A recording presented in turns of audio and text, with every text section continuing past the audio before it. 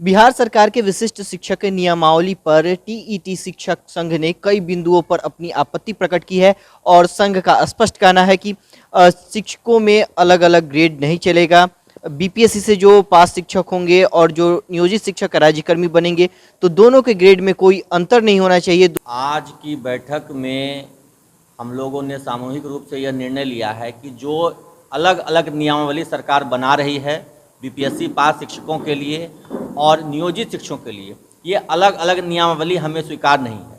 हम लोगों ने परीक्षा का समर्थन करने का निर्णय लिया है, लेकिन परीक्षा का समर्थन इसी शर्त पर है कि हमको बीपीएससी शिक्षकों के समान एक ही नियमावली में समाहित किया जाए, समायोजित किया जाए।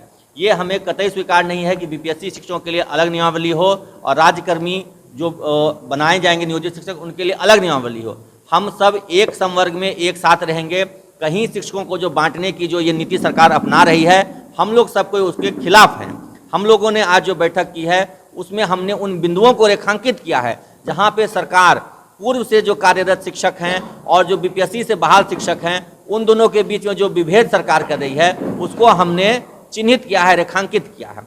साथ ही साथ हम लोगों ने उन बातों को भी रेखांकित किया है जहां पूर्व से कार्यरत जो अन्य विभाग के राज्यकर्मी हैं और जो नियोजित शिक्षकों और बीपीएससी पास शिक्षकों के राज्यकर्मी बना रही है उसमें क्या अंतर है।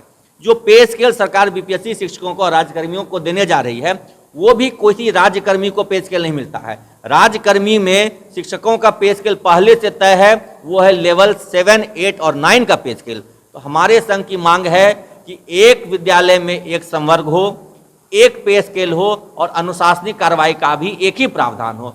अलग अलग नियमावली, अलग अलग पे स्केल और अनुशासनिक कार्रवाई के लिए अलग अलग प्रावधान हम लोगों को स्वीकार नहीं है। इसके खिलाफ हम लोग नियमावली आने के बाद कोर्ट में भी लड़ाई लड़ेंगे और सड़क पर भी लड़ाई लड़ेंगे। हम लोग इस अगर नियमावली में जो प्रावधान विभेदकारी हैं वो रहते हैं तो हम लोग उसको निरस्त कराने के लिए, रद्द कराने के लिए हाईकोर्ट में याचिका दायर करेंगे। साथ ही साथ जो सभी संघों के साथ हमने शिक्षक मोर्चा बना करके लड़ाई लड़ने का शुरुआत की थी वो लड़ाई भी जारी रहेगी, क्योंकि लड़ाई का जो हमारा मूल उद्देश्य था, मुख्य उद्देश्य था, सरकार ने उस उद्देश्य से हम लोगों को ध्यान भटकाने के लिए एक मैन्युफैक्चर्ड या चाइनीज पे स्केल और नियमावली बनाई है, जिससे शिक्षकों को एक भटकाने का प्रयास हो रहा है। इस भटकाने के प्रयास में सरकार को हम सफल नहीं होने देंगे।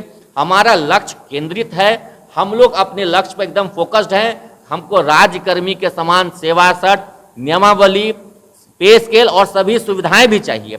जो पे स्केल इन्होंने 25,000, 28,000, 30,000 का बनाया है, ये किसी अन्य राज्यकर्मी के लिए क्यों नहीं है? और जब ये राज्यकर्मी दे रहे हैं तो जो पूर्व से बहाल शिक्षक है, यानी कि जो बीपीएससी से बहाल 1995-96 में हुई थी, वो पे स्केल क्यों नहीं दिया जा रहा? स्पष्ट तौर पर संघ के अध्यक्ष अमित विक्रम ने बताया कि यह नियमावली चाइनीज नियमावली है और अलग अलग शिक्षकों में भेद कर रही है। शिक्षक सभी जो हैं वो एक रूप में रहें और शिक्षकों में किसी प्रकार का कोई भेदभाव ना हो।